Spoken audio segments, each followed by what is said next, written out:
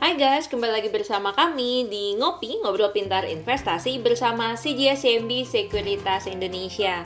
Kembali lagi nih bersama saya, Vanessa Herman, dan juga rekan saya, yaitu Kevin Juido Huta Barat. Hai Kev, apa kabar nih? Hai Van, kabar baik. Nah, kami adalah Retail Research Analyst dari CGS-CIMB Sekuritas Indonesia. Nah, hari ini kita mau ngobrolin apa sih teman-teman? Jadi pastinya materi hari ini menarik ya. Karena kenapa? Kita menjawab pertanyaan dari netizen, yaitu nasabah dari CGS-CIMB yang kali ini nih meminta dibahas tentang yang namanya metode scalping. Nah, langsung aja yuk kita ngobrol sama Kevin. Kev, kira-kira metode scalping ini tuh seperti apa sih maksudnya? Oke Van, thank you banget untuk pertanyaannya. Sebenarnya scalping ini adalah strategi dengan cara membeli lalu menjual saham dalam waktu yang sangat pendek, Van. Oke, jadi ini mungkin lebih ke arah day trade gitu ya, bisa dalam hitungan menit ataupun jam udah dijual gitu ya sahamnya ya, nggak keep barang ya. Betul banget, Van. Jadi memang kalau kita lihat nih, pelaku dari strategi ini disebutnya sebagai scalper. Nah, scalper ini fokusnya adalah mengincar cuan atau keuntungan dari jual beli saham, dan scalper ini biasanya menetapkan target persentase keuntungan tertentu dari suatu saham, Van.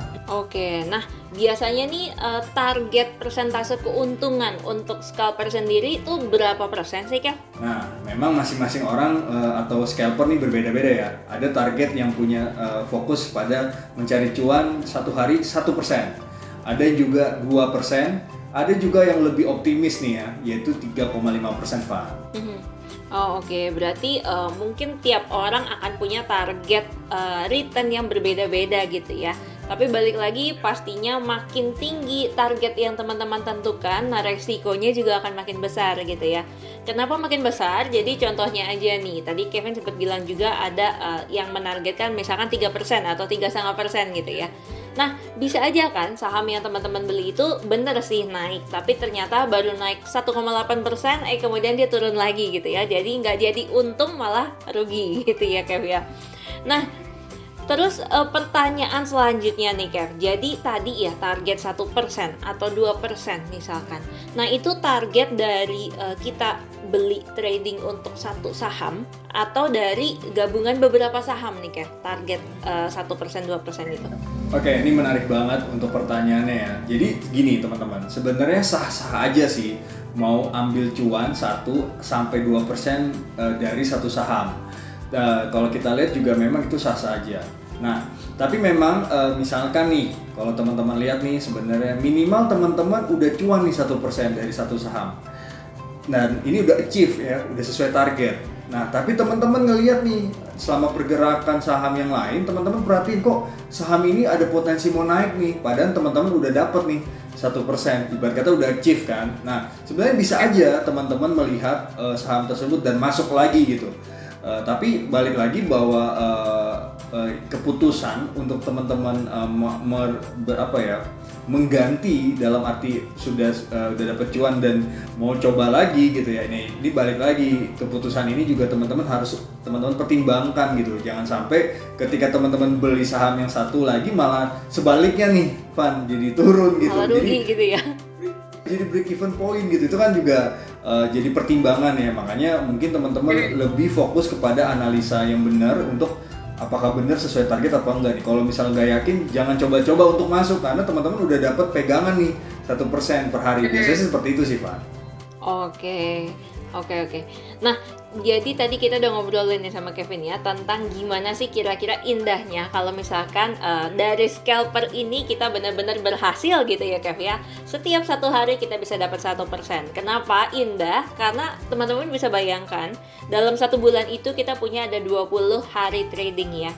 Dan berarti dalam satu bulan itu ibaratnya kalau teman-teman konsisten bisa mendapatkan 1% dalam satu hari, itu return per bulannya bisa 20% gitu ya. Nah, itu gede banget pastinya ya, mau cari di mana return 20% kan. Nah, tapi sekarang kita akan coba obrolin juga dari segi resikonya nih Kev.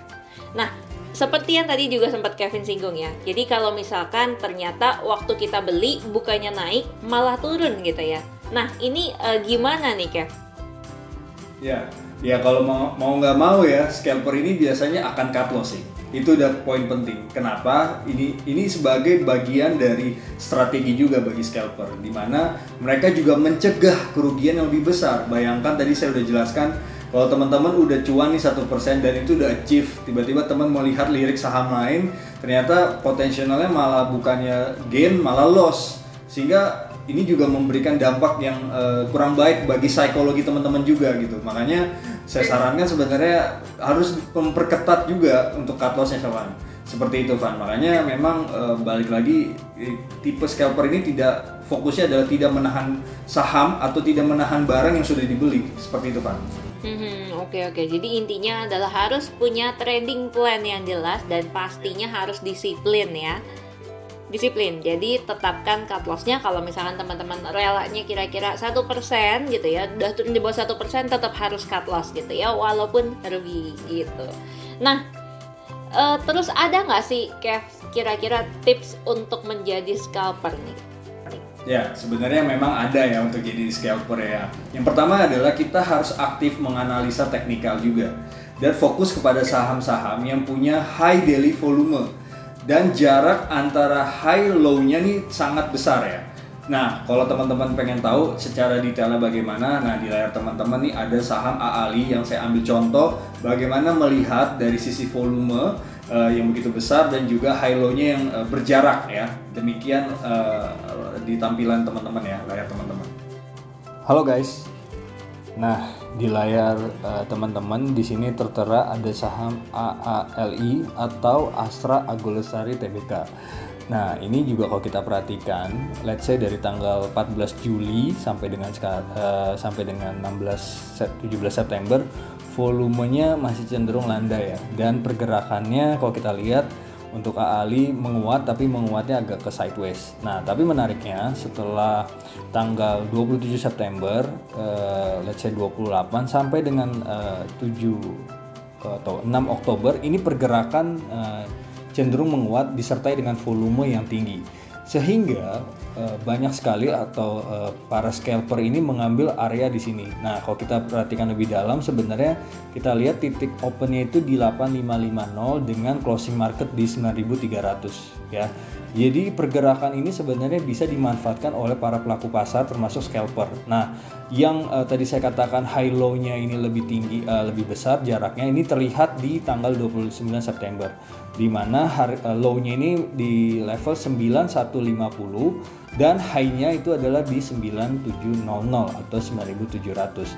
Sebaliknya kalau kita lihat 30 September juga terlihat juga high low-nya juga agak berjarak, di mana high-nya 9850, low-nya ini 9775. Nah, kalau kita lihat pergerakan dari saham AALI ini yang layak dilihat oleh para scalper, di mana positioningnya ketika potensi saham ini turun, taruhlah sampai harga low-nya di 9150, dia spekulasi di sini, lalu dia ternyata saham ini naik, mungkin sampai ke atas atau mungkin sampai di harga closing mungkin let's say 96 atau 97 ya, 9700, dia taking profit di sini. Besok dia lakukan lagi. Ketika saham ini turun, dia masuk, lalu pada saat closing dia jual. Dan lihat lagi juga sampai sebaliknya. Jadi scalper fokusnya ke area itu, di mana yang pertama volumenya besar, dalam arti lebih baik dibandingkan pada area yang sebelumnya. Lalu juga yang kedua juga dilihat dari high low-nya ini agak berjarak gitu ya, karena high-nya cukup tinggi juga. Di let's say kalau kita ambil tanggal 29 September high-nya 9950, low-nya ini 9150 ya. Jadi itu pergerakan dari Astra Agolesari. Nah, yang kedua nih bagi teman-teman adalah setiap paginya atau pada waktu yang available ini bisa melihat katalis-katalis dalam arti berita ya, yang menjadi latar belakang kenapa sih nih saham ini naik, kenapa sih nih saham ini turun. Jadi teman-teman sudah ada gambaran secara pergerakan juga dari teknikal, tapi juga teman-teman melihat latar belakangnya ada apa sih, apa ada aksi corporation atau pembagian dividen sebagainya. Mungkin itu yang bisa saya jelaskan Ivan untuk tips mengenai dari menjadi scalper ya, seperti itu. Oke. Nah, kalau misalkan kita bahas nih tadi dari saham AALI yang seperti contoh Kevin tadi bahas, berarti ibaratnya kalau misalkan teman-teman melihat nih di pagi hari gitu ya, oh ternyata harga komoditas CPO itu lagi naik let's say 2% atau 3% gitu ya. Nah, berarti di hari itu teman-teman benar-benar harus watch saham-saham emiten yang berkaitan dengan CPO gitu ya, karena kemungkinan besar nah mereka bisa berpotensi naik gitu ya, Kev ya. Iya. Nah, tapi yang pasti adalah kalau misalkan teman-teman mau jadi scalper itu harus punya waktu yang cukup pastinya ya, karena teman-teman harus memantau pergerakan saham yang baru saja teman-teman beli gitu ya. Setidaknya nih sampai teman-teman berhasil menjual saham yang tadi teman-teman beli gitu ya, baru bisa melakukan kegiatan yang lain nih, misalkan mau antar anak sekolah kah gitu ya, mau masak dan sebagainya gitu ya, Kev ya. Nah, ya sebagai penutup nih Kev ya, jadi kita tahu nih untuk scalper ini kan sebenarnya high risk high return gitu ya. Nah, keuntungan lain apa sih sebetulnya yang bisa kita dapatkan dari metode scalper ini, Kev? Ya, kalau kita tahu bahwa scalper ini adalah dia tidak menahan barang ya, dalam arti dia beli, dia jual pada hari itu. Berarti yang ada di portofolio itu adalah cash, oke? Nah, kalau seandainya nih tiba-tiba besoknya marketnya turun anjlok karena ada sentimen A, B, C, D itu di luar mungkin eksternal ya, ada sentimen katalis dan sebagainya. Ini juga bisa dilihat sebagai momentum. Kenapa? Karena ketika indeks harga saham gabungan jeblol, turun ke bawah ketika open, kan dia pasti ada naik-naik, tiba-tiba naik lagi, turun lagi. Nah, itu lebih suka orang scalper itu, tipe-tipe scalper tuh untuk masuk. Kenapa? Karena ketika open dia udah open gap down namanya. Nah, itu udah turun. Nah, dia bisa masuk di harga yang paling bawah gitu loh. Sehingga kalau nanti ada riak-riak dalam arti mau naik dikit, dia bisa taking profit di tengah indeks harga saham gabungan lagi turun jebol seperti itu, Van, contohnya. Oke, setuju. Nah, gimana guys, perbincangan kita kali ini sangat menarik ya pastinya ya. Dan untuk kalian yang punya ibaratnya menyukai tantangan gitu ya, punya mental yang suka tantangan, nah ini pastinya mungkin metode ini akan cocok nih untuk kalian gitu ya. Nah, jangan lupa untuk like, komen, dan juga subscribe YouTube channel kami di CGS-CIMB Sekuritas Indonesia. Sampai jumpa di Ngopi Ngobrol Pintar Investasi bersama CGS-CIMB Sekuritas Indonesia selanjutnya. Semangat investasi! Investasi.